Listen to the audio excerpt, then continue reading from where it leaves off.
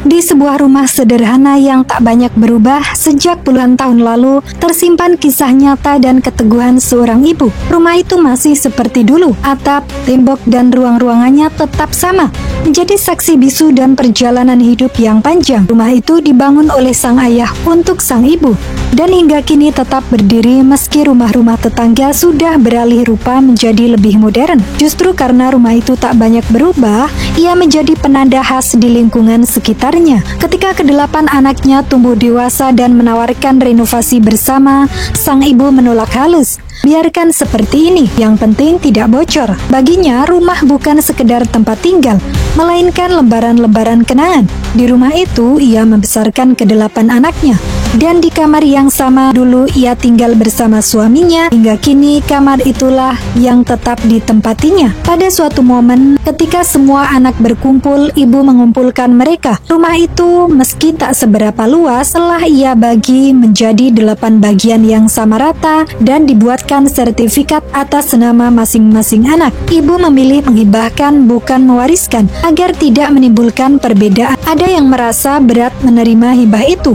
tapi ibu dengan bijak berkata, jika merasa cukup, tak apa jika bagian itu ingin diberikan kepada saudaramu yang lebih membutuhkan. Ibu hanya ingin semuanya rukun. Ia tak ingin meninggalkan masalah saat dipanggil oleh Allah.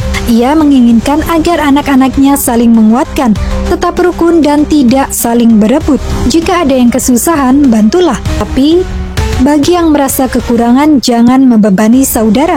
Kalau diberi, terima. Jangan meminta. Yang berkecukupan, jangan lupa melihat saudaranya yang kesulitan. Bahkan sebelum diminta, jangan sampai ada yang harus merendahkan diri di hadapan saudaranya sendiri. Ibu tak hanya adil, tapi juga bijaksana dan mandiri. Hingga usia senja, ia tidak pernah menyusahkan anak-anaknya. Ia bahkan berkata bahwa ia tidak memiliki hutang. Di rumah itu, setiap sudut menyimpan kenangan. Di meja makan, ia pernah bercerita bahwa meja besar itu adalah permintaannya kepada sang suami. Karena anaknya 8 dan jika makan bersama, butuh meja yang lebih besar. Di dapur, ia mengenang bagaimana dulu meminta dibuatkan kamar mandi dalam agar tidak harus mandi di sungai umum. Ibu yang dahulu adalah putri seorang kepala desa memilih hidup sederhana bersama suaminya, seorang kepala sekolah dasar. Namun hidup mereka cukup bahagia. Tidak pernah sekalipun sang anak melihat ibunya bertengkar dengan ayahnya. Hingga akhirnya takdir membawa ibunya menjadi janda di usia muda. Dan ia memilih tidak menikah lagi, tapi melanjutkan peran sebagai ayah dan ibu sekaligus. Ia membesarkan ke-8 anaknya dengan tangan sendiri. Dalam diam dan kesederhanaannya tersimpan cinta, keteguhan, dan kebesaran hati yang tak ternilai.